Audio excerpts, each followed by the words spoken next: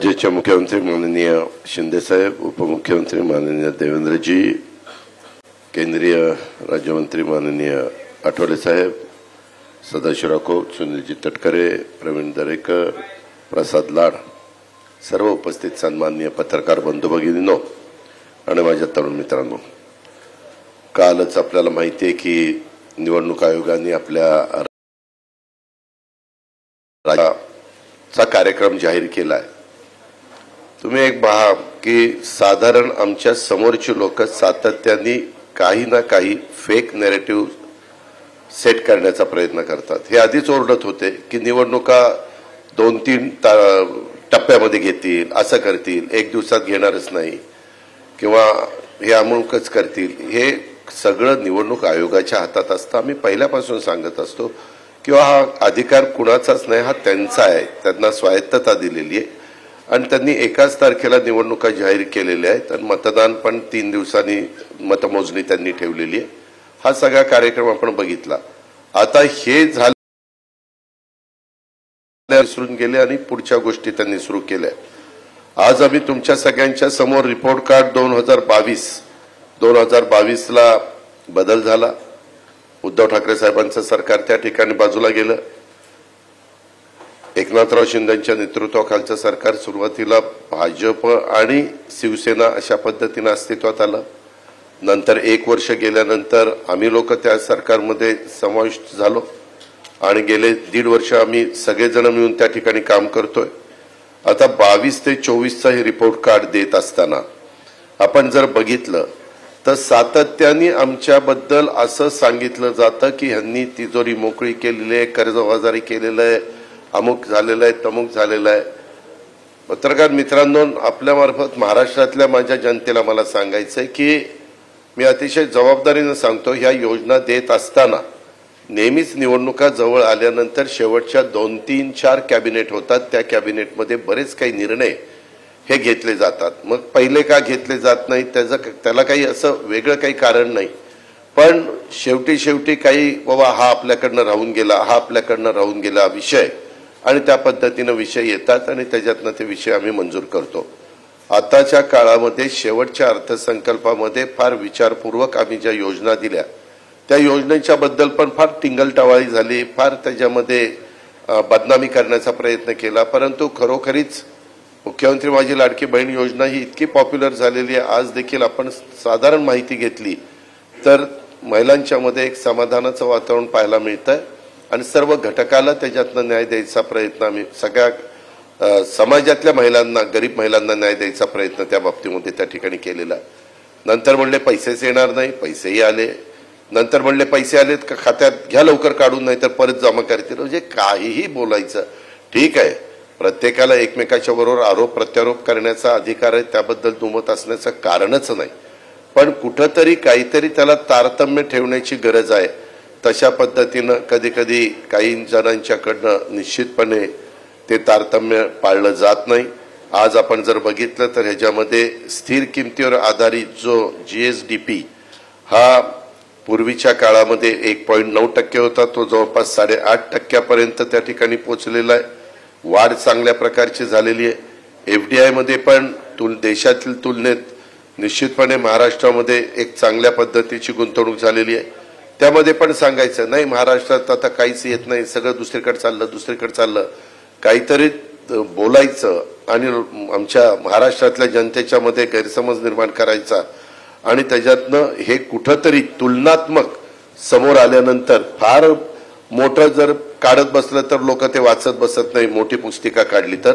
म्हणून हे report card अतिशय सुटसुटीत अवघं 2 पानांचं काढण्याचा प्रयत्न हा महायुतीने त्या बाबतीमध्ये केलेला आहे आणि त्याच्यातनं मेजर ज्या गोष्टी आहेत त्या ठिकाणी सांगितलेल्या आहेत। आणि महायुतीनं आम्ही काम करत असताना सर्व घटकाला, मग त्याच्यामध्ये कष्टकरी असतील, त्याच्यामध्ये शेतकरी असतील, त्याच्यामध्ये युवा युवती असतील, त्याच्यामध्ये असा कुठलाही घटक त्याच्यापासून बाजूला आम्ही ठेवून दिलेला नाहीये।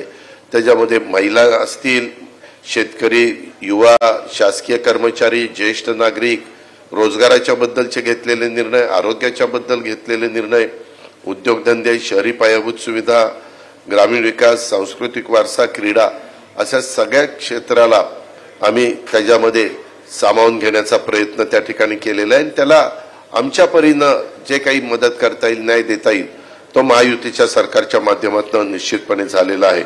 ही पण बाब आपण सगळ्यांनी या निमित्तानं ध्यानामध्ये घ्यावी. वर्षाचा कामगिरीचा अहवाल आपल्या पुढे सादर करण्यात आपण सगळेजण खरं तर जमलोय आणि महाराष्ट्राच्या जनतेच्या आयुष्यात आम्ही आणलेल्या ह्या बदलाचा हा अहवाल आहे. गेल्या 2 वर्षात महिलांच्या पासून पार शेतकऱ्यांच्या पर्यंत आणि युवकांच्या पासून उद्योगांच्या पर्यंत प्रत्येक वर्गाच्या उन्नतीसाठी आम्ही अविरत अशा प्रकारची मेहनत घेतलेली आहे. आज आम्ही आपल्या समोर या मेहनतीचा हा लेखाजोखा मांडतोय आणि त्याच्यातून हे सगळं आपल्या पुढे ठेवण्याचा आमचा प्रयत्न आहे. आपल्या मार्फत राज्याच्या कानाकोपऱ्यात चांद्यापासून बांद्यापर्यंत तो पोहोचवण्याचा आमचा सगळ्यांचा प्रयत्न आहे. तुम्ही पाहिलंय एकंदरीतच जनतेचं जीवन बदलणाऱ्या योजना ह्या खऱ्या अर्थाने आम्ही देण्याचा प्रयत्न त्या ठिकाणी केलेला आहे. आमच्या योजनांचा मिळणारा खरं तर इतका अभूतपूर्व अशा प्रकारचा प्रतिसाद बघून आमचे विरोधक थोडेसे गडबडलेले आहेत. काही जण म्हणतात घाबरलेले आहेत, पण मी घाबरलेले नाही म्हणणार, गडबडलेले आहेत. माझी लाडकी बहीण, मुख्यमंत्री माझी लाडकी बहीण योजनेच्या यशामुळं ते त्या ठिकाणी गडबडून गेलेत. आम्ही जेव्हा ही योजना जाहीर केली तेव्हा या योजनेची अंमलबजावणी कधी होणारच नाही असं ते म्हणायचे. त्यानंतर आमच्यावर टीका केली की फॉर्म भरले जातील पण पैसेच देणार नाहीत. त्याच्यानंतर आज आता 2.5 कोटी मायमाऊलींच्या खात्यामध्ये पैसे 5 महिन्याचे मिळून प्रत्येकी 7,500 साधारण त्यांचे फॉर्म कधी आले त्या पद्धतीने जमा झाले. विरोधकांना आमच्या बहिणींच्या आयुष्यात होत असलेला सकारात्मक बदल हा पचनी पडत नसल्यामुळे आता ते सांगत आहेत की हे पैसे फक्त निवडणूक होईपर्यंत मिळतील. मी आपल्याला अतिशय जबाबदारीनं CM-DCMच्या साक्षीनं सांगतो की यामध्ये तरतूद पहिल्यांदा केलेली होती 10,000 कोटीची, नंतर केली 35,000 कोटीची. अशा पद्धतीने टोटल 45,000 कोटीची वर्षभराची तरतूद त्यामध्ये त्या ठिकाणी केलेली आहे. आणि महाराष्ट्रातील माझ्या सर्व मायमाऊली बहिणींना मला खात्री द्यायची या निमित्तानं की योजना तात्पुरती नाही. निवडणुका येतील, निवडणुका जातील, हे तर 5 वर्षांनी ठरलेलेच आहे. पण हे तुमचे जे काही पैसे आहेत ते तुमचा अधिकार आहे, कोणी ते काढू घेऊ शकत नाही. खरं तर भविष्यात या योजनेच्या माध्यमातून दिल्या जाणाऱ्या मदतीत आणखी वाढ करण्याचा सुतोवाच हा मुख्यमंत्र्यांनी केलेला आहे. याचा आम्ही विचार करतोय. आम्ही ही योजना अतिशय विचारपूर्वक आणि भविष्याचा विचार करून मांडलेली आहे आणि त्यांची यशस्वीपणे अंमलबजावणी देखील आम्ही त्या ठिकाणी करतोय. अशा पद्धतीनं वीज माफीचा 3, 5, 7.5 ही योजना असेल. उलट मला या निमित्ताने सांगायचंय, पूर्वी सुशीलकुमार शिंदे साहेबांचं सरकार असताना अशाच प्रकारे 2003 साली मोफत वीज देण्याची घोषणा केली, बिल दिलं आणि नंतर लगेच निवडणुका झाल्यानंतर ती योजना पद्धतशीरपणे बाजूला केली आणि बिलं द्यायला सुरुवात केलेली आहे. त्या गोष्टी होणार नाही. ह्या योजना निश्चितपणे पुढं वीज माफीची, माझी लाडकी बहीणची ह्या चालूच राहणार आहेत. हाही विश्वास आम्ही या निमित्तानं महाराष्ट्राला, महाराष्ट्रातले सर्व माझ्या शेतकरी वर्गाला आणि माझ्या मायमाऊली बहिणींना देतो. तसंच युवा युवतींचा तो जो कार्यक्रम आहे तो देखील, अशा बऱ्याचशा आमच्या योजना आहेत. परंतु बाकीचे पण मान्यवर बोलणार आहेत. माझ्या सगळ्या सहकारी मित्रांना एवढंच सांगायचंय, तुम्हाला सांगायचंय की महायुती सरकार हे काम करणारं सरकार आहे. येत्या काळात आम्ही मागच्या 2-2.5 वर्षात केलेल्या कामाच्या जोरावर आमच्या कामांचं काम रिपोर्ट कार्ड जनतेसमोर देऊन त्यांची मतं आणि महाराष्ट्राचं उज्ज्वल भविष्य घडवण्यासाठी आशीर्वाद मागणार आहोत. याकरता ही आजची पत्रकार परिषद बोलवण्यात आलेली आहे. धन्यवाद. नमस्कार. धन्यवाद दादा. सन्माननीय उपमुख्यमंत्री देवेंद्रजी फडणवीस साहेबांना विनंती करतो. माननीय मुख्यमंत्री महोदय, उपमुख्यमंत्री महोदय, माननीय आठवले साहेब, तटकरे साहेब, दरेकर साहेब, सदाभाऊ, प्रसादजी, निवडणुकीचा शंखनाद झालाय. अर्थात आमच्याकरता शंखनाद झालाय, काहींकरता ऐलान झालाय. पण आज या निमित्ताने आमच्या महायुती सरकारने 2-2.25 वर्षामध्ये जे काही कार्य केलेलं आहे त्याचं एक रिपोर्ट कार्ड आपल्यापुढे आम्ही ठेवतो आहोत. अर्थात हे संक्षिप्त रिपोर्ट कार्ड आहे, कारण आपल्याला ठळक बाबीच तुमच्यापर्यंत पोहोचवता येतील. सविस्तर त्यातला प्रत्येक मुद्दा आणि त्या त्या घटकांकरता केलेली कामं याची पुस्तिका आहे. त्याच्यामुळे ती काही आपल्यासमोर ठेवणं आम्हाला आता संयुक्तिक वाटत नाही, ती आपल्यापर्यंत आम्ही पोहोचवू. एक महाराष्ट्राच्या जनतेच्या लक्षात आलं असेल, स्थगिती सरकार गेल्यानंतर गती आणि प्रगतीचं सरकार हे गेल्या 2-2.25 वर्षामध्ये महाराष्ट्राने बघितलेलं आहे. आणि ज्या वेगाने मुख्यमंत्री एकनाथरावजी शिंदे यांच्या नेतृत्वातील सरकारने या महाराष्ट्रामध्ये ट्रान्सफॉर्मेशनल, पूर्णपणे परिवर्तन करणाऱ्या अशा प्रकारच्या योजना आणल्या, या निश्चितपणे आमच्या कामाची गती आणि महाराष्ट्राची प्रगती या दोन्ही गोष्टी सांगणाऱ्या आहेत.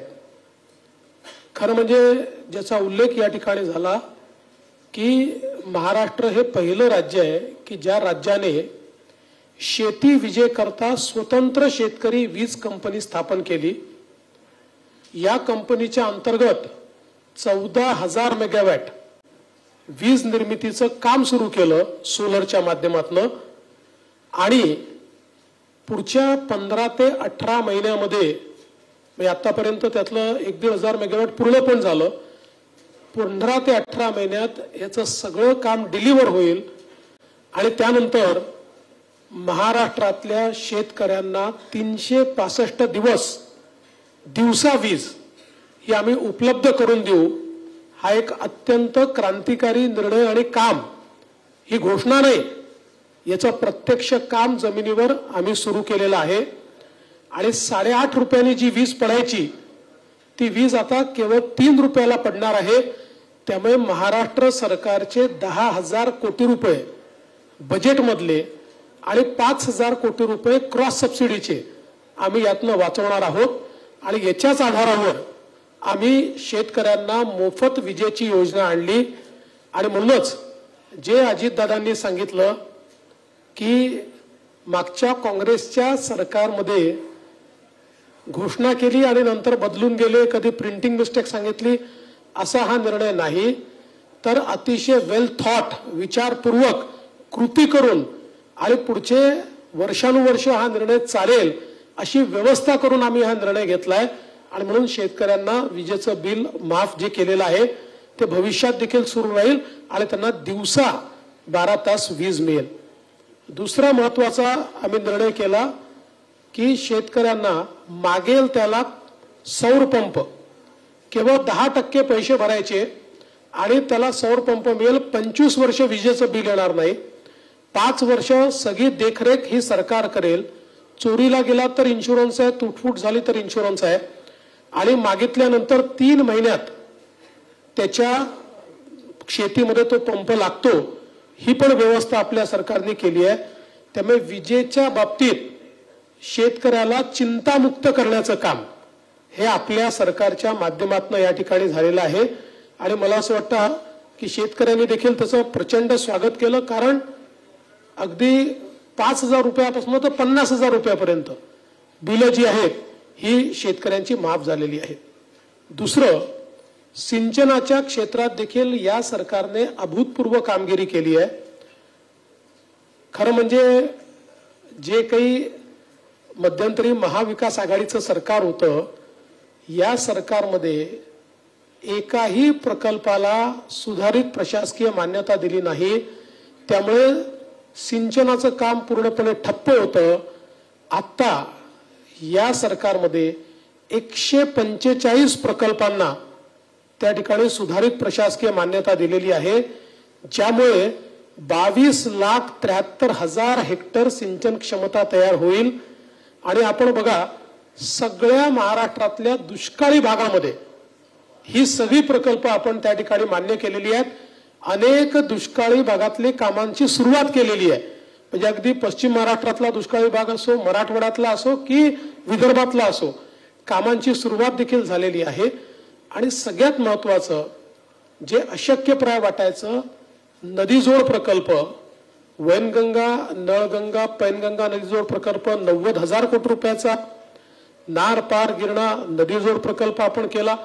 पश्चिमी वाहिन्यातनं वाहून जाणारं जे पाणी आहे 55 TMC, हे पाणी गोदावरीच्या खोऱ्यामध्ये आणून गोदावरीचं तुटीचं खोरं हे बॅलन्स करून मराठवाड्याला कायमचं दुष्काळमुक्त करायचं आणि नाशिक आणि नगर जिल्ह्यातले जे काही वादाचे विषय आहेत ते पूर्ण संपवायचे, या दृष्टीनं त्याची कारवाई आपण पूर्ण केली, वैधानिक कारवाई पूर्ण केली.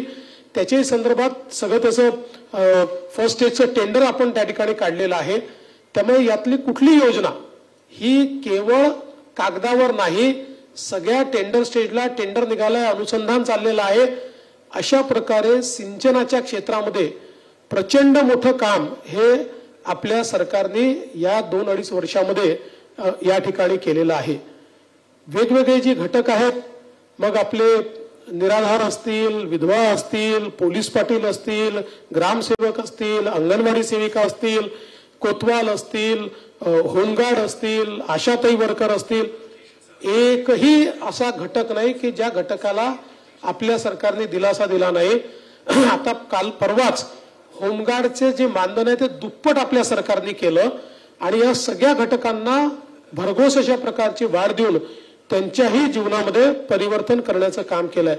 तसंच वेगवेगळे जे समाज आहेत, मग ते आता आगरी समाज असेल, कोळी समाज असेल, गवळी समाज असेल, मासेमारी करणारे असतील, यंत्रमाग असतील, कुंभार समाज असेल, चिंपी समाज असेल, लोहार समाज असेल, सोनार समाज असेल, आर्यवैश्य समाज असेल, तेली समाज असेल, वेगवेगळ्या समाजांचे त्या ठिकाणी आपण महामंडळ तयार करून आणि त्या माध्यमातून लक्षित घटक म्हणून त्यांच्याकडे आपल्याला कसं लक्ष देता येईल हा प्रयत्न केला.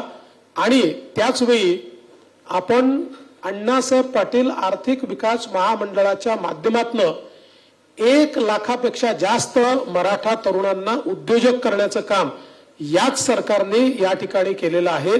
मध्यंतरी तर जे 2.5 वर्षाचं सरकार होतं त्या सरकारने अण्णासाहेब पाटील आर्थिक विकास महामंडळांना कुलूप लावलेलं होतं, त्याला काहीही त्या ठिकाणी मदत करण्यात आली नाही. पण आज मोठ्या प्रमाणात हे काम आपण करतोय. अर्थात सहज उल्लेख करतो की पहिल्यांदाच पत्रकार आणि वृत्तपत्र विक्रेता यांचाही विचार या सरकारने केलेला आहे, हे देखील मला या निमित्ताने नमूद केलं पाहिजे. इन्फ्रास्ट्रक्चरच्या सेक्टरमध्ये सरकारने केलेलं काम अभूतपूर्व आहे आणि हे आपल्याला सांगायची गरज याकरता नाही की हे काम सोशल सेक्टरचं काम दिसत नाही, पण इन्फ्रास्ट्रक्चर सेक्टरचं काम आपल्याला पाहायला मिळतं. मग ते समृद्धी महामार्गाचं काम असो, ग्रामीण रस्त्यांचं काम असो, नवीन महामार्गांचं काम असो की मुंबई आणि MMR रिजन मधलं वेगवेगळ्या प्रकारचं इन्फ्रा, ते माननीय मुख्यमंत्री सांगतील म्हणून मी त्याच्या डिटेलमध्ये जात नाही. पण मला असं वाटतं की इन्फ्रास्ट्रक्चरच्या क्षेत्रात या सरकारने जे काम केलेलं आहे ते अभूतपूर्व अशा प्रकारचे. आणि वाढवणसारखं बंदर, खरं म्हणजे हे जे काही वाढवण बंदर आहे हे महाराष्ट्राला पुढचे 25-30 वर्ष महाराष्ट्राची आणि देशाची अर्थव्यवस्था हे वाढवण बंदर चालवेल. कारण आज देशाचं 60% कंटेनर ट्रॅफिक JNPTचं पोर्ट हे हँडल करतं. JNPT पेक्षा 3 पट मोठं जगातल्या पहिल्या 10 मध्ये येणारं वाढवण बंदर, ज्याच्यामध्ये 10 किलोमीटर 20 मीटर डीप ड्राफ्ट आहे. जगातलं सगळ्यात मोठं व्हेसल देखील ज्या ठिकाणी येऊ शकतं. त्यामुळे भारताला आणि महाराष्ट्राला मॅरीटाईम ताकद जगातली या एका वाढवण बंदराने या ठिकाणी होणार आहे. आणि यातल्याही सगळ्या अडचणी आपल्या सरकारने दूर केल्या आणि त्या माध्यमातून मोठ्या प्रमाणात हे वाढवणचं बंदर या ठिकाणी केलंय. खरं म्हणजे एक गोष्ट मला अजून सांगायची आहे की आमचा विरोधी पक्ष एकीकडे टीका करतो की लाडकी बहीणचे पैसे देणार कुठनं आणि मग मुलींना मोफत शिक्षणाचे पैसे देणार कुठनं, सरकारजवळ पैसे नाही आहेत. आणि दुसरीकडे त्यांचे नेते म्हणतात की आमचं सरकार आलं तर आम्ही 1500चे 2000 करू, आमचं सरकार आलं तर आम्ही कर्जमाफी करू, आमचं सरकार आलं तर आम्ही. त्यांनी विरोधकांनी पहिले हे ठरवलं पाहिजे की सरकारकडे या योजना चालवायला पैसे आहेत की नाही आहेत. जर पैसे असतील तर ते पुढचे कर्जमाफी करू शकतील. आम्ही तर ज्या योजना सांगितलेल्या आहेत आणि यापुढे काही योजना आम्ही आमच्या जाहीरनाम्यात घोषित करणार आहोत, प्रत्येकाच्या पाठीशी पूर्ण आर्थिक पाठबळ उभं करूनच आम्ही योजना जाहीर करू. पण विरोधी पक्ष मात्र टोटली कन्फ्यूज दिसतोय. एकीकडे ते म्हणतात बजेटमध्ये पैसे नाही आणि दुसरीकडे ते नवनवीन योजना स्वतः मात्र घोषित करतात. तर मला असं वाटतं की एक प्रकारे त्यांचा पर्दाफाश हा या माध्यमातून निश्चितपणे होतोय. पण एक गोष्ट या निमित्ताने मला सांगायची आहे आणि विशेषतः लाडक्या बहिणींना मला सांगायची आहे की बघा, ऑलरेडी काँग्रेस पक्षाचे नेते हे कोर्टामध्ये लाडकी बहीण योजना बंद करण्याकरता पोचले आहेत. अर्थात त्यांना यश मिळालेलं नाही. त्यांच्या माजी मंत्र्यांनी सांगितलंय आमचं सरकार आलं की आम्ही लाडकी बहीण योजना बंद करणार. आणि परवा तर माननीय उद्धवजींनी जाहीर सभेत जाहीर केलंय की आमचं सरकार आल्यानंतर महायुती सरकारच्या सगळ्या योजना आम्ही बंद करणार, त्यांचे सगळे निर्णय आम्ही उलट करणार. त्यामुळे मुळातच जसं 2.5 वर्ष आधीच्या महायुती सरकारचे सगळे निर्णय बंद करून महाराष्ट्राला कुलूप बंद करून यांनी ठेवलं होतं, तसंच पुन्हा स्थगिती सरकार आणून महाराष्ट्राला कुलूप बंद करण्याचा यांचा प्रयत्न आहे, जो कधी यशस्वी होणार नाही. आता खरं म्हणजे अनेक आरोप हे लोक लावतात, पण कायदा सुव्यवस्थेवर ते बोलत असताना त्यांनी आरसा देखील पाहिला पाहिजे. कारण मी आता गुन्ह्यांच्या संख्येमध्ये येणार नाही, ते पण आकडेवारी माझ्याकडे आहे, पण मला असं वाटतं स्टॅटिस्टिक्सनी काही शेवटी कायदा आणि सुव्यवस्थेचं वर्णन करणं योग्य नसतं. पण ज्यांचा गृहमंत्री जेलमध्ये गेला ते आता आम्हाला या ठिकाणी कायदा आणि सुव्यवस्था सांगतायत. ज्यांच्या काळामध्ये कॅश फॉर ट्रान्सफर हे स्कॅम, पैसे घेऊन ट्रान्सफर होतात, याचं सगळं रेकॉर्डिंग झालं, ज्याची सीबीआयची इन्क्वायरी चाललेली आहे. ज्यांनी पैसे घेऊन घेऊन बदल्या केल्या, आता त्या सरकारची मंडळी या ठिकाणी आम्हाला कायदा आणि सुव्यवस्थेच्या संदर्भात सांगतायत. देशातल्या सगळ्यात मोठ्या उद्योगपतीच्या घरासमोर ज्यांचे पोलीस बॉम्ब ठेवत होते आणि ते उघडकीस येऊ नये म्हणून पोलिसांनीच हत्या केली, ते आता या ठिकाणी आम्हाला सांगून राहिले आहेत कायदा आणि सुव्यवस्थेच्या संदर्भात.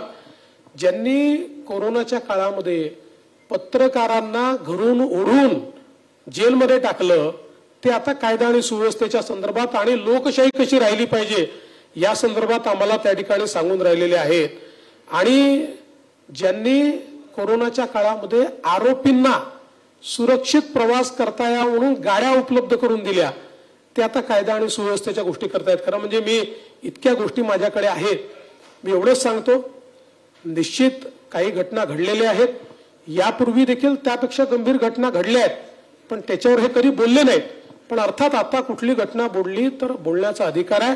राज्य सरकारने कुठलीही घटना घडल्यानंतर तात्काळ कारवाई केलेली आहे आणि त्या ठिकाणी आरोपींना पकडण्याचं काम आपण केलेलं आहे. अन्यथा आपण जर बघितलं पाहिजे तर त्यांच्या काळामध्ये निर्भयाच्या ज्या गाड्या होत्या, निर्भया पथकाच्या गाड्या, या नेत्यांच्या सुरक्षेकरता वापरल्या जात होत्या. हिंगणघाटच्या गंभीर घटनेमध्ये ज्या मुलीला जाळून टाकलं दुर्दैवाने, तिला कंपेन्सेशन अनाऊन्स केलं, 2 वर्ष कंपेन्सेशन दिलं नाही. आमचं सरकार आल्यानंतर त्या परिवाराला आम्ही त्या ठिकाणी कंपेन्सेशन दिलं. यांच्या काळामध्ये कोविडचा स्वॅब घेताना महिलांची काय अवस्था झाली हे मला बोलताना देखील या ठिकाणी लाज वाटते. त्यामुळे मला असं वाटतं की केवळ नरेटिव्ह तयार करणं एवढा एकमेव प्रयत्न त्यांचा आहे. आम्ही महिलांना मदतही करू आणि महिलांना सुरक्षितही ठेवू आणि जिथे महिलांच्या सुरक्षेवर कोणी घाला घालण्याचा प्रयत्न करेल त्याच्यावर कडक कारवाई देखील या ठिकाणी आमच्या सरकारच्या माध्यमातून केली जाईल. मी या निमित्ताने एवढंच सांगतो, या सरकारने अतिशय गतीनं काम केलेलं आहे. महाराष्ट्र वेगानं प्रगतीकडे चाललेला आहे. देशाच्या एफडीआयच्या 52% पैसा एफडीआय गुंतवणूक महाराष्ट्रात येते. आता मला सांगा की देशाच्या 52% गुंतवणूक महाराष्ट्रात येते आणि हे म्हणतात गुंतवणूक गुजरातला चालली आहे. खरं तर मला असं वाटतं की गुजरातचे खरे अँबेसेडर जर कोणी असतील तर ते महाविकास आघाडीचे आहेत. कारण जे गुजरात महाराष्ट्र एक नंबरवर असताना यांना गुजरातच दिसतो, हे गुजरातचंच गुणगान करतात. गुजरातचं गुणगान गाणारे महाविकास आघाडी. मी ज्या दिवशी आमचं सरकार आलं त्या दिवशी सांगितलं की एक नंबर, तुमच्या काळात महाराष्ट्र मागे गेला, गुजरात पुढे गेला, आमचं सरकार येऊ द्या, नंबरवर जाणार. आम्ही एक नंबरवर गेलो. आम्ही गुजरातलाही मागे टाकलं, कर्नाटकलाही मागे टाकलं, तमिळनाडूलाही मागे. अरे यांचं एकत्रित बेरीज जी आहे त्याहीपेक्षा जास्त गुंतवणूक आम्ही महाराष्ट्रात आणून दाखवली. पण हे मात्र आपलं रोज गुजरातचं गुणगान, म्हणजे जगाला हेच सांगतात महाराष्ट्र पुढे असून यांना पुढे असलेला महाराष्ट्र दिसत नाही. हेच रोज जगाला सांगतात की नाही गुजरात पुढे, गुजरात पुढे. मी या ठिकाणी आकडेवारी सहित सांगतो, महाराष्ट्रच पुढे आहे, महाराष्ट्रच पुढे राहील. महाराष्ट्राला कोणी मागे टाकू शकत नाही. यांनी किती वल्गना केल्या तरी महाराष्ट्र पुढे राहणार आहे. आमच्या मुख्यमंत्र्यांच्या नेतृत्वात या 2 सव्वा 2 अडीच वर्षामध्ये प्रचंड काम आमच्या सरकारने केलेलं आहे. त्याचं संक्षिप्त रिपोर्ट कार्ड आम्ही ठेवतोय. कालांतराने हळूहळू सगळ्या गोष्टी समोर ठेवू. आणि मला विश्वास आहे की जनतेचा पाठिंबा आणि आशीर्वाद हा पुन्हा आम्हाला मिळेल आणि जे कामं राहिली आहेत ती कामं पुढच्या 5 वर्षामध्ये आम्ही करून दाखवू, हा विश्वास मी व्यक्त करतो. धन्यवाद. धन्यवाद सन्माननीय देवेंद्रजी. सन्माननीय राज्याचे धडाडीचे मुख्यमंत्री एकनाथरावजी शिंदे साहेबांना विनंती करतो की त्यांनी पत्रकारांना संबोधित करा. आजच्या पत्रकार परिषदेला उपस्थित दोन्ही आमचे उपमुख्यमंत्री रामदासजी आहेत, इतर सर्व तटकरे जे आहेत, प्रवीण आहे, सदाभाऊ, प्रसाद, सर्व लोकप्रतिनिधी आणि पत्रकार मित्रांनो, आज आम्ही महायुतीचं एक रिपोर्ट कार्ड कामाचं आपल्या समोर मांडण्याचा प्रयत्न केला आहे. खरं म्हणजे देवेंद्रजींनी सांगितलं हे संक्षिप्तच आहे, खरंच आहे. कारण एवढी कामं आम्ही केली आहेत की एका एवढ्या रिपोर्ट कार्डमध्ये ते मावू शकत नाहीत. परंतु जाहीरनामा लोक काढतात, पण कामं केलेला वचननामा किंवा वचनपूर्ती किंवा रिपोर्ट कार्ड सादर करायला हिंमत लागते. आणि ती हिंमत का लागते तर त्याला कामं करावी लागतात. आणि म्हणून गेल्या 2 सव्वा 2 वर्षामध्ये महायुती सरकारने केलेली कामं या रिपोर्ट कार्डमध्ये संक्षिप्तपणे आम्ही मांडलेली. पुढे विस्तृतपणे आम्ही जी प्रत्येक विभागनिहाय, सेक्टरनिहाय सर्व प्रत्येक घटकाला दिलेला न्याय त्या संदर्भात आपल्याकडे येऊच. परंतु महायुतीने गेल्या 2 सव्वा 2 वर्षामध्ये केलेलं काम जे आहे हे काम वाखाणण्यासारखं आहे आणि त्याची पोचपावती सर्वसामान्य माणूस देखील देतोय. आज आपण हे सगळे त्याला साक्षीदार आहात की एवढे निर्णय. आता आज आपण पाहिलं तर इन्फ्रास्ट्रक्चरमध्ये माझ्या अगोदर दोन्ही उपमुख्यमंत्र्यांनी त्याला स्पर्श केलेला आहे. आज पायाभूत सुविधांमध्ये राज्य देशामध्ये नंबर 1 ला आहे. आज अटल सेतूच आपण पाहिला, तुम्ही प्रवास केला असेल, 1-1.5 तासाचं अंतर केवळ 15-20 मिनिटावर आलं. आज कोस्टल हायवे मुंबईचा पाहिला, त्याच्यावर आपण प्रवास केलाय. आज मेट्रो मधून आपण प्रवास करताय, समृद्धी हायवेवरून आपण प्रवास करतोय. मुंबई पुणे आता तो तर झालाय, त्याला आणखी आम्ही लवकर जलद गतीने कसं पोहोचता येईल त्यासाठी काम करतोय, केलंय. एक मिसिंग लिंक तिकडे करतोय, अर्धा तास अगोदर पुणे मुंबई प्रवास होईल. आज ज्या योजना म्हणजे इन्फ्रा प्रकल्प जे आहेत हे राज्याच्या विकासाला गती देणारे असतात. ज्या राज्यामध्ये इन्फ्रास्ट्रक्चर मोठ्या प्रमाणावर सुरू असतं त्या राज्याची प्रगती वेगवान होत असते. कारण शेवटी कनेक्टिव्हिटी महत्वाची असते आणि पायाभूत सुविधाही महत्वाच्या असतात. आणि जेवढं पोटेन्शियल आपल्या महाराष्ट्रामध्ये आहे ते पूर्णपणे त्याचा वापर करण्याचा प्रयत्न आम्ही केला आहे.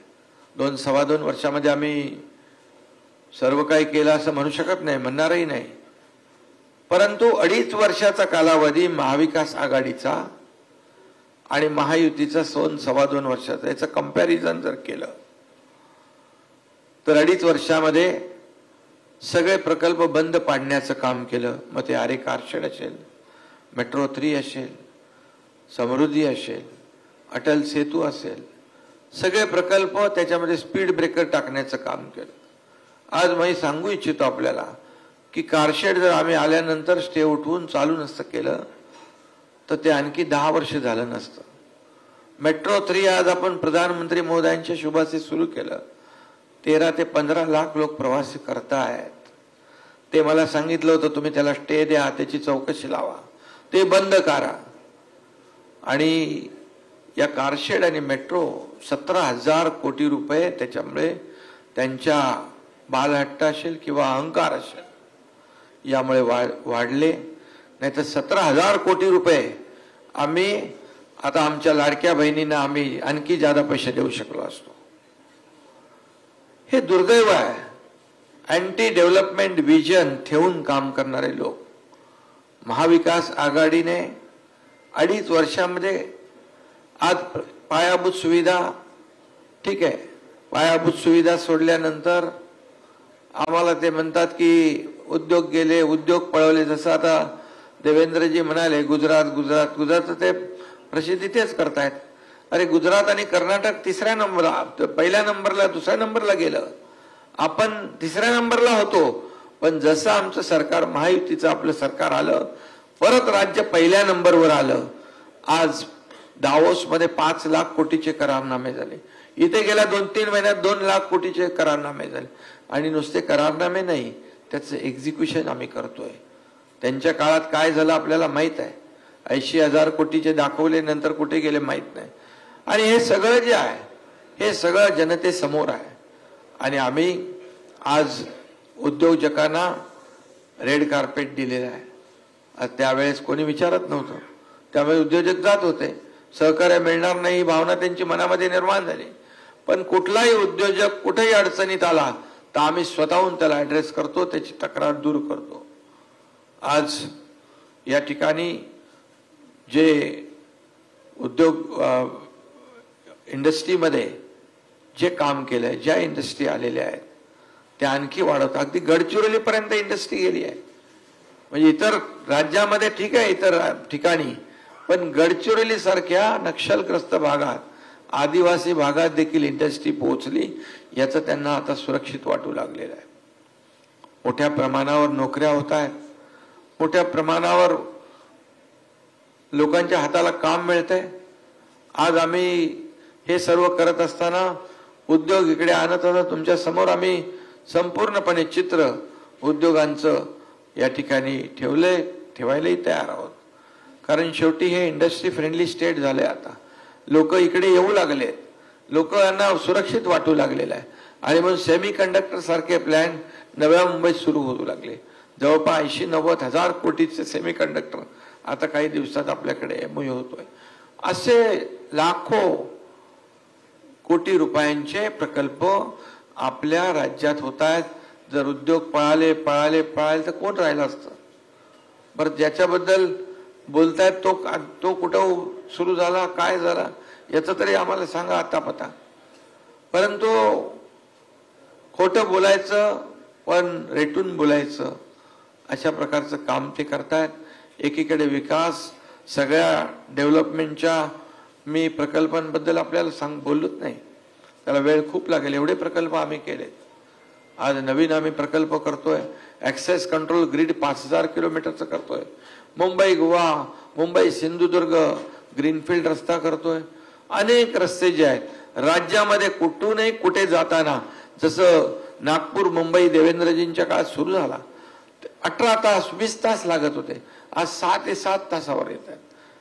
अशाच प्रकारचं कुठल्याही कोपऱ्यात राज्यात जायचं 6 ते 7 तासापेक्षा जास्त अंतर प्रवासाला लागता कामा नये. अशा प्रकारचं आम्ही ऍक्सेस कंट्रोल ग्रीड डोळ्यासमोर आहे. त्याचबरोबर एकीकडे विकास, एकीकडे उद्योग, दुसरीकडे कल्याणकारी योजना. आज कल्याणकारी योजना जर आपण पाहिल्या तर त्याच्यामुळे तर त्यांच्या पायाखालची वाळू घसरली आहे, बिथरलेली आहे, त्यांचं अवसान गळालेलं आहे आणि त्यांनी एक प्रकारे पराभव त्यांना डोळ्यासमोर दिसू लागला आहे. कारण म्हणून काही ना काही उलट सुलट आरोप करू लागले. ते काय त्यांनी एक कुठलं पुस्तिका नाही ते काय फिल्म काढले एक ह्याच्यावर, तर त्याच्यामध्ये जेवढं काय काय सांगितले ते सगळं खोटं आहे. अरे एक तरी काहीतरी खरं सांगा त्याच्यामध्ये. आणि तो शुद्धीमध्ये होता त्याने बनवलेली तर माहित नाही मला. आणि कधी ते म्हणजे कधी कोणाचं वाचतो, कधी वाचतो, काय वाचतो आणि काही बोलायला लागले. काय कुणाचा काही संबंध नाही. त्या दिवशी भाषणामध्ये गाईचा संबंध मराठी भाषेबरोबर जोडला. अरे काय चाललंय. एवढे बिथरून गेलेत, एवढे सगळे गोंधळलेले आहेत. अशा परिस्थितीमध्ये कसं काय होणार. आणि म्हणून आम्ही ते सीएम करतायत. आम्ही लोकांसाठी काम काम काम. आणि म्हणून या ठिकाणी एवढंच मी सांगतो की आम्ही टीम म्हणून काम करतोय. राज्यातला सर्वसामान्य माणूस, कॉमन मॅन, त्याच्या आयुष्यात बदल झाला पाहिजे, त्याच्या जीवनामध्ये बदल झाला पाहिजे. तो कॉमन मॅन न राहता तो सुपरमॅन झाला पाहिजे. आणि यांना स्वतःलाच सुपरमॅन व्हायचं. अरे पण किती होणार. 1 2 3 4 5 किती एकदा ते ठरवा. आणि म्हणून आमच्या सर्वसामान्य माणसाला, कॉमन मॅनला आम्हाला ताकद द्यायची आहे. म्हणून तर आम्ही मुख्यमंत्री माझी लाडकी बहीण योजना आम्ही सुरू केली. 1,500 रुपये त्याची टिंगल केली. ते म्हणाले भीक देता काय, विकत घेता काय, लाच देता काय. कोर्टामध्ये गेले, कोर्टाने इकडून पळवलं त्यांना मुंबईतून. आता तुमच्या नागपूरमध्ये गेलेत. वलपट्टी का पलपट्टीवर तो वडपल्लीवर. अरे सुनील केदारचा माणूस, काँग्रेसचा माणूस, इथं जो गेला होता तो पण महाविकास आघाडीचा माणूस. म्हणजे कोर्टात जाता तुम्ही. योजना एवढी जेलसी, एवढी पोटदुखी. कारण मुख्यमंत्री लाडकी बहीण योजना सुपरहिट झालेली आहे. आता सगळ्या बहिणी 2,30,00,000 2,50,00,000 आमचं टार्गेट होतं. 2,30,00,000 लाडक्या बहिणींच्या खात्यात पैसे गेले. फक्त गेले नाही तर आम्हाला माहित होतं आचारसंहिता काहीतरी अजून आहे, विरोधक आडवा आणतील म्हणून ऑक्टोबर मध्येच आम्ही नोव्हेंबरचे पैसे देऊन टाकले. म्हणजे देण्याची आमची नियत आहे, नीती आहे. आमचं स्वच्छ जो काय देण्याचा उद्देश आहे तो स्वच्छ आहे. आणि म्हणून लाडकी बहीण झाली, लेक लाडकी लखपती झाली. त्याचबरोबर मुलींना उच्च शिक्षण, डॉक्टर, इंजिनियर, वकील बनायचं आहे. कधी नव्हता निर्णय, तो आम्ही घेतला. आज ज्येष्ठांना 3,000 रुपये डीबीटी डायरेक्ट त्यांच्या खात्यात आम्ही देण्याचा निर्णय घेतला. मुख्यमंत्री तीर्थदर्शन योजना, गाड्या जाऊ लागल्या, ट्रेन भरून भरून ज्येष्ठ लोक यात्रा करू लागले. आणि हे सगळं करत असताना आम्ही एकच लक्षात, बळीराजा वीज बिल माफ योजना सगळ्यात महत्वाची योजना. 7.5 HP मोटर पंपाने शेती करणाऱ्या शेतकऱ्यांना वीज बिल माफ केलं. शेतकरी हा अन्नदाता आहे. आमच्या तिजोरीवर सगळ्यात पहिला अधिकार बळीराजाचा आहे, शेतकऱ्याचा आहे. आणि म्हणून त्याच्यासाठी आम्ही योजना केल्या. 6,000 रुपये केंद्र सरकार, मोदी साहेब, 6,000 रुपये आपलं सरकार, 12,000 रुपये वर्षाला त्यांच्या खात्यात. 1 रुपयात पीक विमा योजना देणारं देशातलं पहिलं राज्य आहे. मागेल त्याला सोलर, मागेल त्याला शेततळ. ही योजना आता वीज बिल माफा योजना आम्ही केली आहे. शेतकऱ्यांना जवळपास नुकसान भरपाईपोटी 16,000 कोटीचं वाटप झालं. त्याचबरोबर संपूर्ण योजना पकडून 46,000 कोटी रुपये शेतकऱ्यांना आम्ही दिले. महाविकास आघाडीने कर्जमाफी केली होती. त्या कर्जमाफीतले रेग्युलर कर्ज परतफेड करणाऱ्यांना 50,000 इन्सेंटिव्ह देण्याचा निर्णय त्यावेळेस घेतला. पैसे दिले नाही, त्याची परतफेड आम्ही करतोय. त्यांची परतफेड म्हणजे त्यांना देण्याचं काम. म्हणजे खोटी आश्वासने द्यायची आणि नंतर हात वर करायचे असले धंदे आम्ही कधी केले नाहीत, करणारही नाही.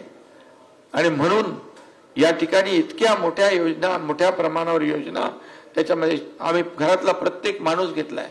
जन्माला आलेली मुलगी, लाडकी बहीण, त्याचबरोबर मुलगी शिकत असेल तिचं उच्च शिक्षण, त्याचबरोबर महिला, त्याचबरोबर ज्येष्ठ, त्याबरोबर शेतकरी, कामगारांना आम्ही किट दिले, घरकाम करणाऱ्या महिलांना आम्ही किट दिले.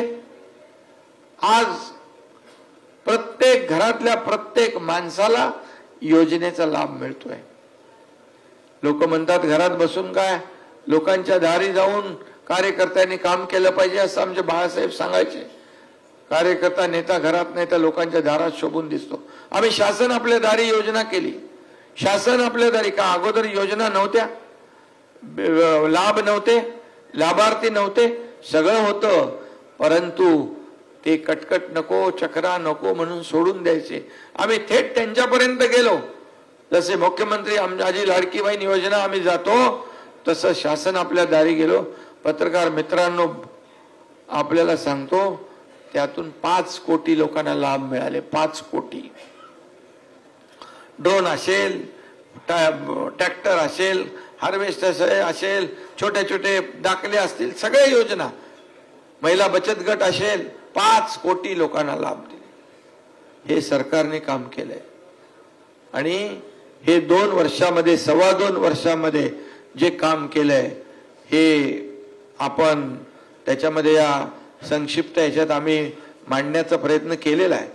परंतु आपल्याला मी एकच सांगतो, हे कुठलं काम आहे की आता योजना, जलयुक्त शिवार योजना तुम्ही चालू केली होती, यांनी बंद करून टाकली. अनेक योजना, मेट्रो सगळं बंद करून टाकलं. आम्ही आल्यावर चालू केले, स्टे काढून टाकले. मराठवाडा वॉटर ग्रीड बंद करून टाकली. दुष्काळ आहे. अरे बाबा, आम्ही आल्या पहिला मराठवाडा वॉटर ग्रीडचं काम, त्याचं मान्यता दिली. आज पश्चिमी वाहिन्यातून वाहून जाणार समुद्राकडे पाणी दुष्काळग्रस्त भागात वळवलं पाहिजे, ते आम्ही करतोय. आदरणीय प्रधानमंत्री महोदयांनी नीती आयोगाच्या बैठकीत देखील याला प्राधान्य दिलेलं आहे. आज केंद्र आणि राज्य म्हणून दुष्काळग्रस्त भाग मराठवाडा, हा दुष्काळवाडा, हा त्याचा शब्द आम्हाला पुसून काढायचा आहे. आणि म्हणून मगाशी देवेंद्रजींनी सांगितलं किती आम्ही 145 सिंचन प्रकल्पांना मान्यता दिली. आधीच्या सरकारमध्ये आपण किती दिल्या? काही दिल्यात ना, 4-5 दिल्या असतील.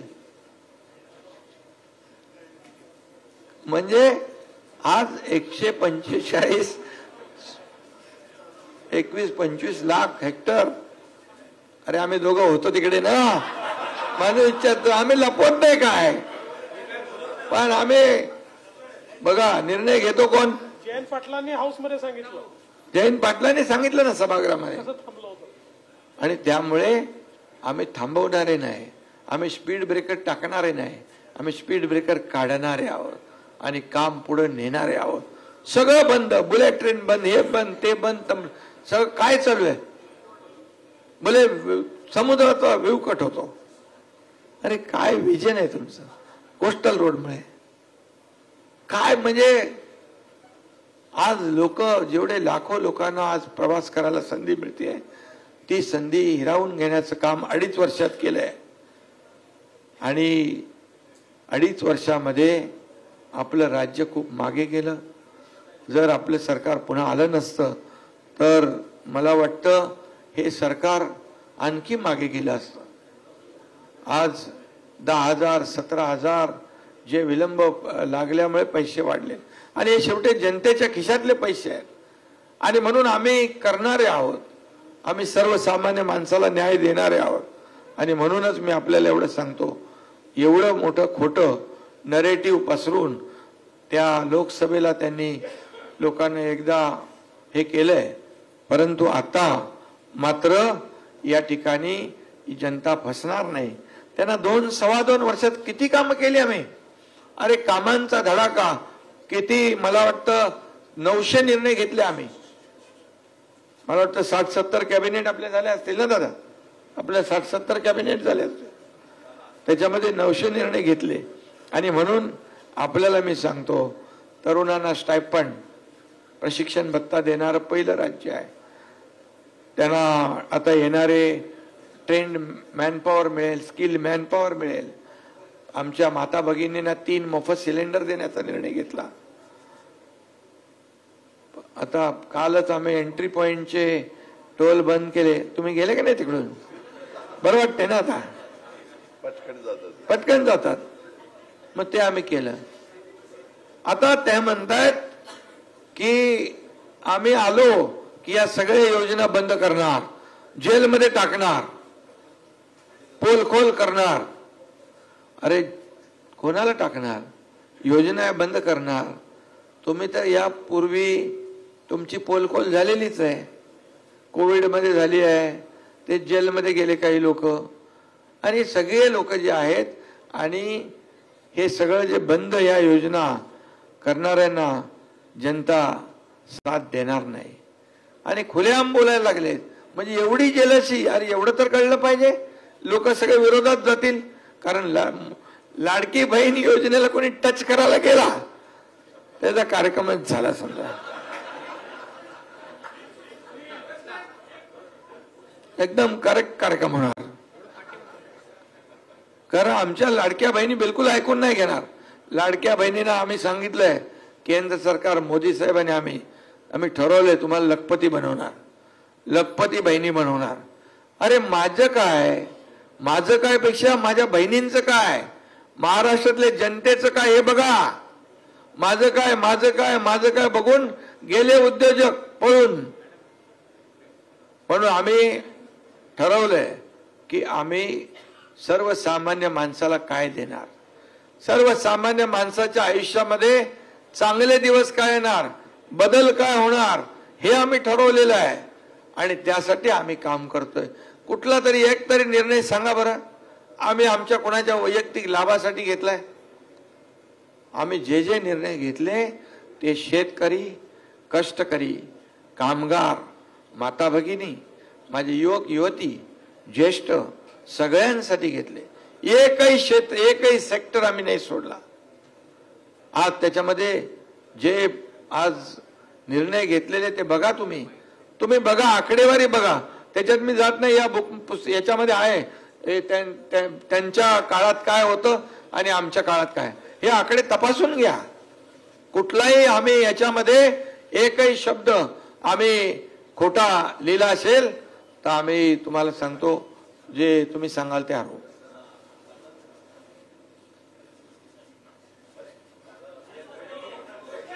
बघा, तुम्ही पण वाचून घ्या पहिले. आणि याच्यामध्ये सगळे आकडेवारी आहेत. म्हणजे संक्षिप्त आहे, पण ही आकडेवारी आम्ही जी दिले, महाविकास आघाडी सरकारमध्ये केलेली कामं, झालेलं काम, ह्या महाविकास आघाडीमध्ये झालेलं काम आणि महायुतीमध्ये झालेलं काम याचं कंपॅरिझन करा, तुलना करा.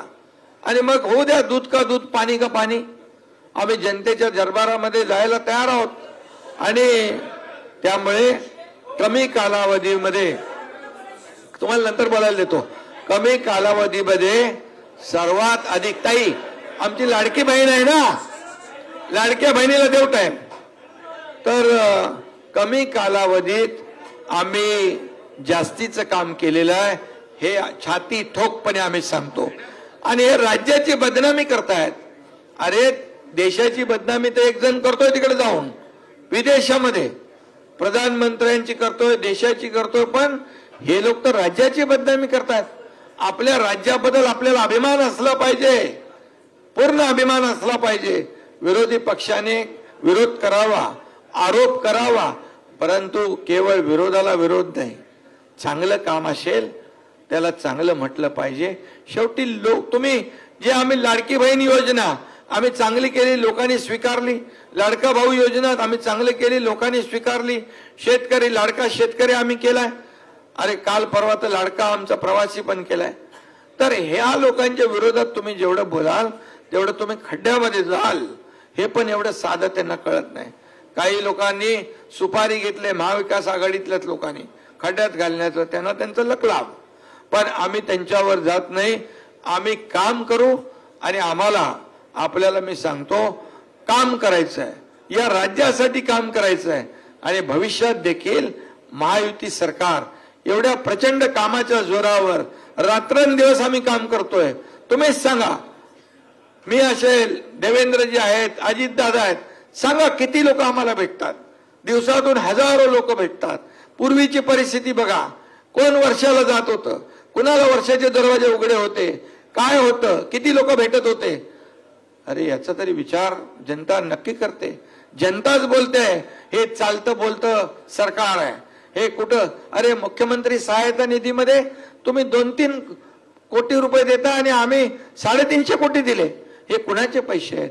हे जनतेचे पैसे आहेत. त्याचा जीव वाचवला पाहिजे. आला कोणी की लगेच आम्ही सही करतो. तुमचं तर पेन पण काढत नव्हते, पेन ठेवतच नव्हते. त्यामुळे असं बघा, मला कोणावरही टीका करायची नाही.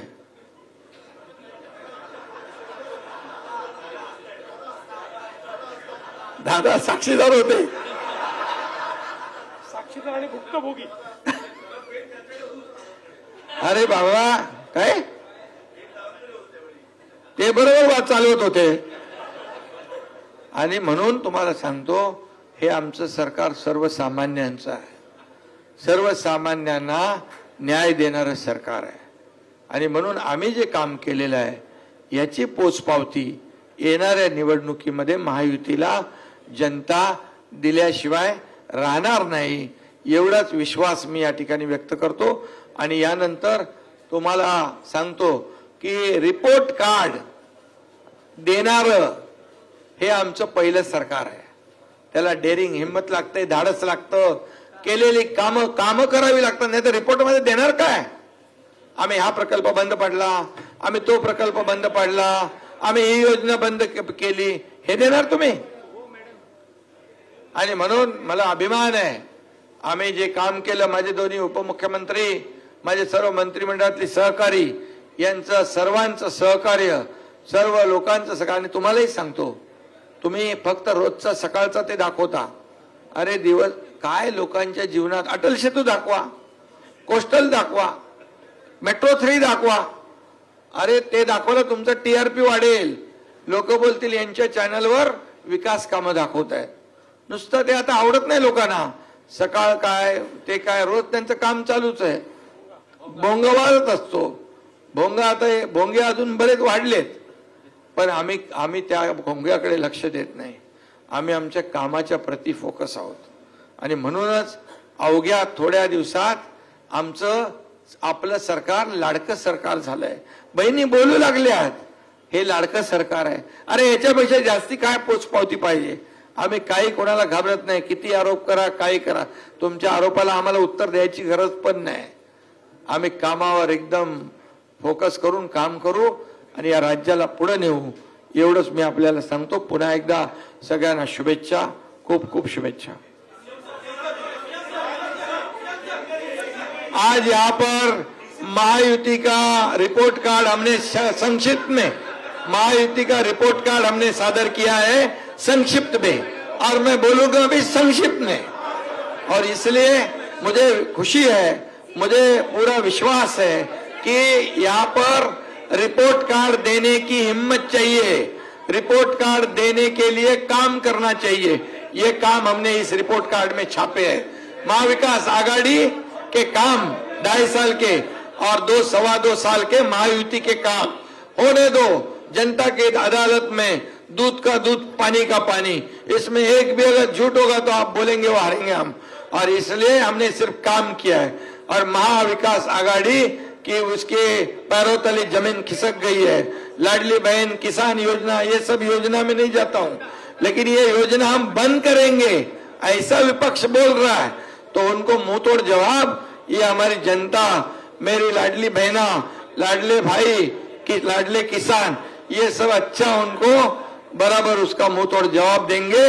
और आने वाले इस चुनाव में महायुति ने जो 2-2.25 साल में काम किया है, उसका काम का जो बोलते मराठी में कामाची पोचपावती, ये जो है वो निश्चित रूप से देंगे. और महायुति सरकार पूरे ताकत से, मेजोरिटी से फिर जनता की सेवा में आएगी.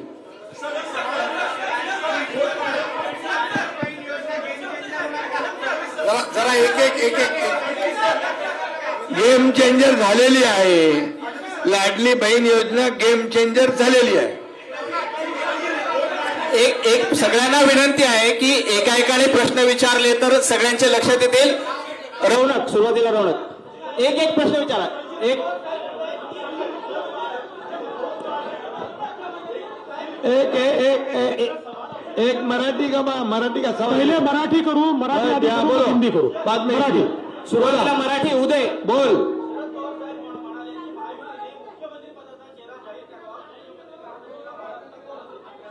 त्यांना माहित आहे की त्यांचा मुख्यमंत्री होणार नाही. पहिले तर हे लक्षात ठेवा, सत्ता पक्षाला चिंता नाही, मुख्यमंत्री स्वतःच बसलेले आहेत. त्यांना विचारा, तुमचा चेहरा तर सांगा, एकदा चेहरा सांगा तुमचा. मी पवार साहेबांना आव्हान करतो, पवार साहेब तुमचा मुख्यमंत्री पदाचा चेहरा कोण, एवढं सांगा. आणि नाही आणि आमच्याकडे कोणाला डोळे लागलेले नाही. आमचं 2.25 वर्षाचं काम हाच आमचा चेहरा आहे. रौनक, दुसरा प्रश्न रौनक. त्याने विरोधी पक्ष नेत्याचा चेहरा ठरवावा. हा विनोद. विरोधी पक्ष नेत्याचा चेहरा त्यांनी ठरवावा. एक एक एक एक एक विनोद विनोद विनोद एक एक नाही विनोदजी.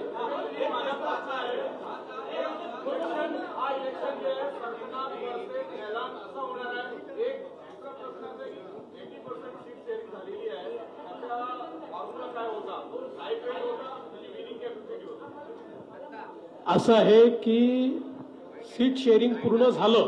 मी तुम्हाला आज सांगतो, आमचं जवळपास काम झालेलं आहे. अंतिम टप्पा म्हणजे अगदी अंतिम टप्प्यात आहोत आम्ही. अगदी बोटावर मोजण्या इतक्या जागा आमच्या बातलेल्या आहेत. आणि याच्यामध्ये आम्ही साधारणपणे कुठल्या पक्षाचा कुठे जोर आहे, कुठे 3 पक्ष मिळून कुठला उमेदवार निवडून शकतो, कोणाकडे चांगला उमेदवार आहे, अशा सगळ्या गोष्टीचा विचार करून सीट शेअरिंग करतोय. फॉर्म्युला हा मध्ये सांगता येत नाही. ज्या दिवशी पूर्ण होईल त्या दिवशी कोणाला किती जागा मिळाल्या हे देखील सांगू आणि त्याचा पाठीमागचा फॉर्म्युला देखील सांगू. उदय सर, उदय तानपट, उदय सर एक एक विचार. उदय सर, उदय सर बोलतायत. उदय सर बोलतात. उदय तानपाटक सर बोलते. हा उदय सर.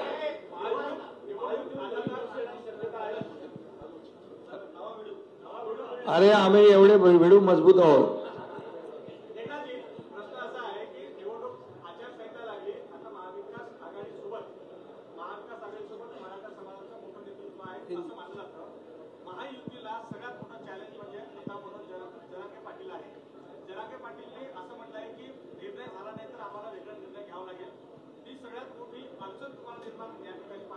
हे बघा, आम्ही जे बोलतो ते करतो.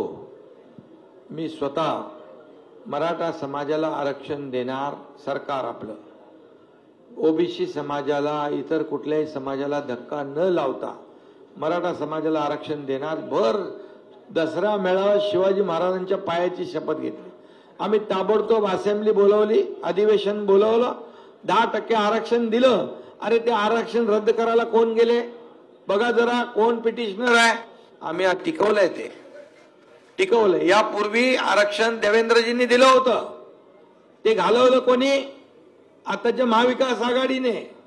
सुप्रीम कोर्टामध्ये जे सगळं तिथे मांडायला पाहिजे होतं, पुरावे द्यायला पाहिजे, अपयशी ठरले. आणि आता जे आम्ही दिलंय ते पण रद्द करण्यासाठी आटापिटा चालू आहे. दुसरी गोष्ट, कधी मराठवाड्यात कुणबी प्रमाणपत्र मिळत नव्हते. जस्टिस शिंदे कमिटी आम्ही गठीत केली, त्यांना आता कुणबी प्रमाणपत्र मिळू लागले. इतके वर्ष ज्यांच्या हातात संधी होती, सत्ता होती, त्यांनी मराठा समाजाला आरक्षण दिलं नाही. फक्त मराठा समाजाचा वापर मतांसाठी केला. आणि मग ते मी जाऊ इच्छित आहे 1994ला काय झालं नाही काय त्याच्यात मी जात नाही. पण मी एवढंच सांगतो, मनोज जरांगे पाटील हे मराठा समाजासाठी न्याय मिळवण्यासाठी रस्त्यावर उतरले. पण त्यांनी हा विचार केला पाहिजे की महायुतीने काय काय दिलंय. सारथी दिलंय, अण्णासाहेब पाटील आर्थिक विकास महामंडळ, 1 लाख तरुणांना उद्योजक बनवलं. आज 5000 अधिसंख्य पद आमच्या सरकारने कायम केली. आज ओबीसी प्रमाणे मराठा समाजाला सवलती मिळत आहेत. हे सगळं कुणी केलं? अरे ज्यांनी काहीच केलं नाही, ज्यांनी फक्त मराठा समाजाचा वापर केला, मराठा समाजाला वंचित ठेवलं, त्यांच्याबद्दल जरूर त्यांनी या निवडणुकीमध्ये विचार केला पाहिजे. देणारा कोण आणि आम्हाला फसवणारा कोण? तुषार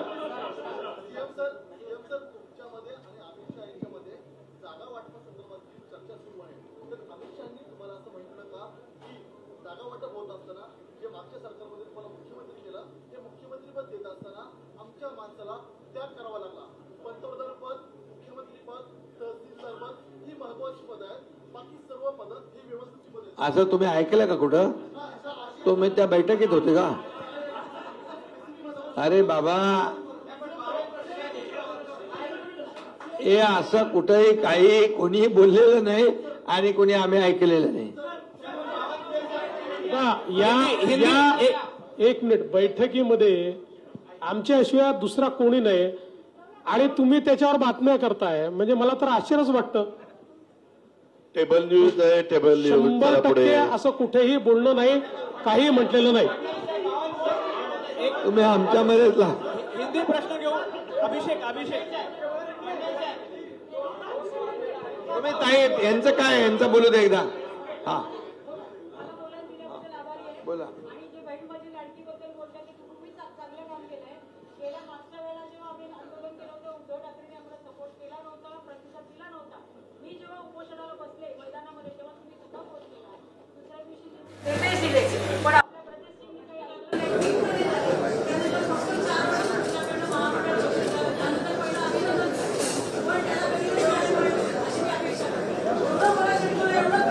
तुम्हाला पूर्ण न्याय मिळणार. लाडक्या बहिणींचा जमाना आहे.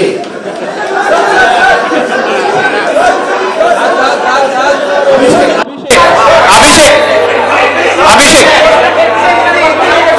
अरे एक एक करून बोललं तर नाहीतर संपवावं लागेल. हा बोल, चला तुमचं नाव घेतलं, बोला. अभिषेक.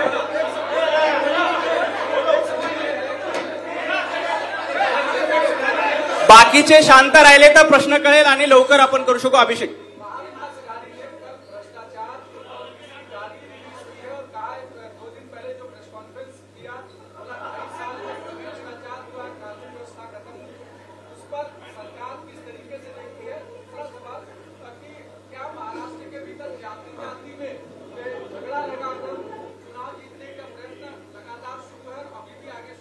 भ्रष्टाचार का महामेरू कौन है?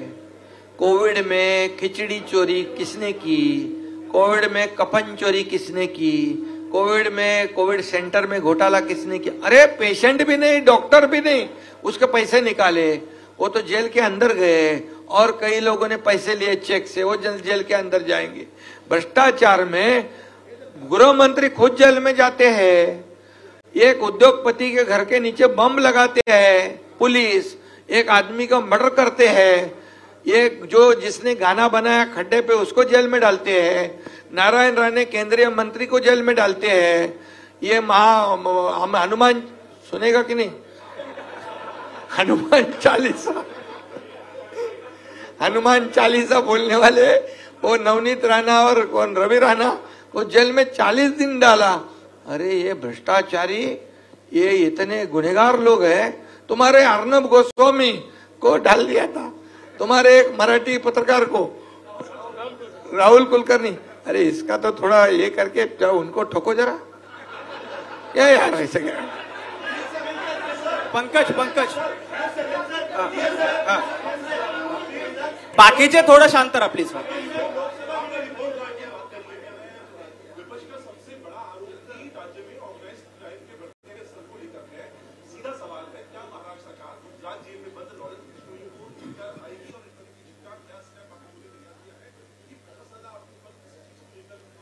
देखिए, पहली बात तो यह है कि आरोपी कोई भी हो, जो निष्पन्न होगा उसके ऊपर कार्रवाई होगी.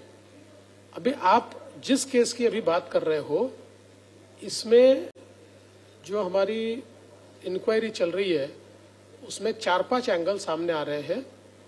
उनमें से जो एंगल ये पुख्ता होगा उसके ऊपर पुलिस काम करेगी और उस बारे में पुलिस ही आपको ब्रीफिंग देगी। विनोद जगदाळे, एक विनोद एक मिनिट, एक विचार विनोद। हाँ।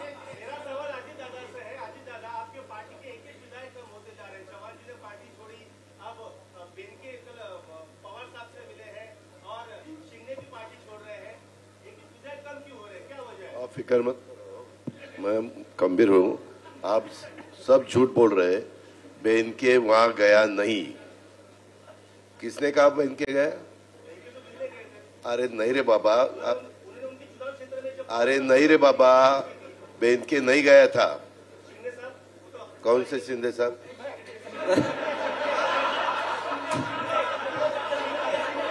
हाँ, ये देखो, मेरे यहाँ मेरे पास जितने विधायक है, मैं जाता नहीं, आते उसमें से सुनो, उसमें से कोई विधायक को मैं टिकट नहीं देने वाला। उनको मैंने बताया है, मेरे यहाँ से उसको टिकट नहीं मिलता है, उसके लिए वो वहां जा रहे हैं। और जिसको मैं टिकट देने वाला हूँ वो मेरे साथ रहे। आपको कोई विनोद, जो लोग वहां से यहाँ आते हैं उनका बारे में पूछता नहीं। हाँ, इतना टोल माफ कर दिया, सब माफ कर दिया, पत्रकारों का मंडल बनाया, तो चला मयुरेश, शेवटचा प्रश्न मयुरेश।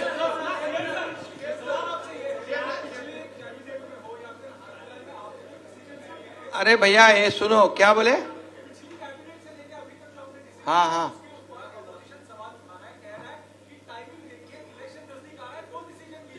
देखो क्या है, जब से हमारी सरकार बन गई तब से उनका आक्षेप चालू है।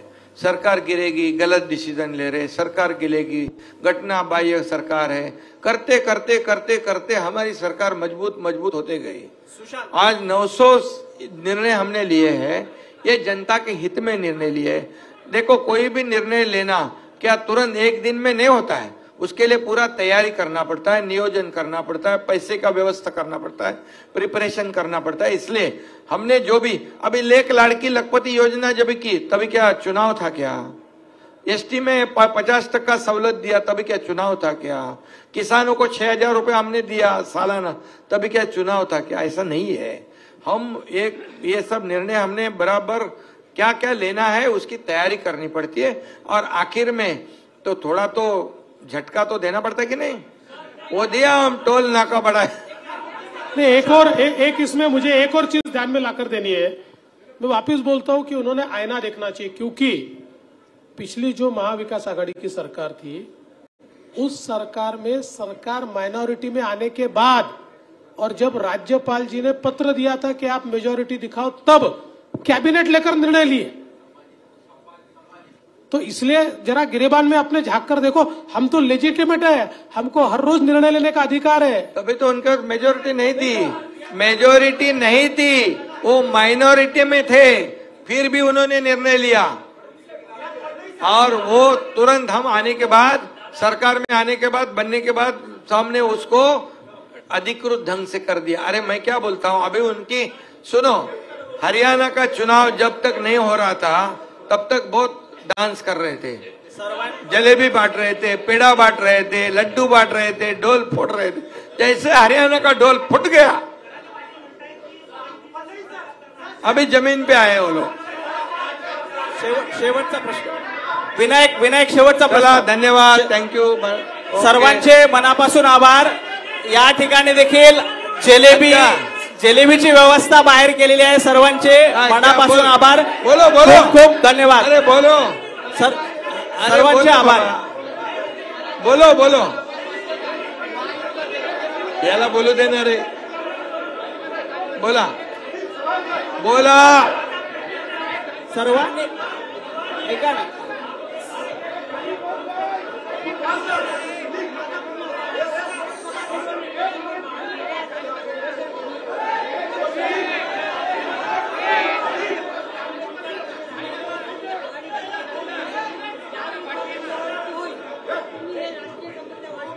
हे बघा, लोकसभेमध्ये गल्ली गल्लीमध्ये पाड्यावर गेले, फेक नॅरेटिव्ह पसरवला, संविधान बदलणार, आरक्षण जाणार, सगळ्या जातीपातीला घाबरवलं आणि फेक नरेटिव्ह पसरवून मतदान घेतलं. आता जनता सुज्ञ आहे आणि मी सांगतो, जाहीर भाषणात पण सांगितलं, जब तक सूरज चांद रहेगा बाबा साहेब का संविधान नहीं बदलेगा. आता आम्ही तालुका वाईज संविधान भवन बनवतोय, तालुका वाईज. आणि म्हणून बाबासाहेबांना कोणी हरवलं? काँग्रेसने हरवलं. आणि म्हणून आता बाबासाहेबांच्या अनुयायांना कळलेलं आहे ते यांच्या भूलथापांना बळी पडणार नाही.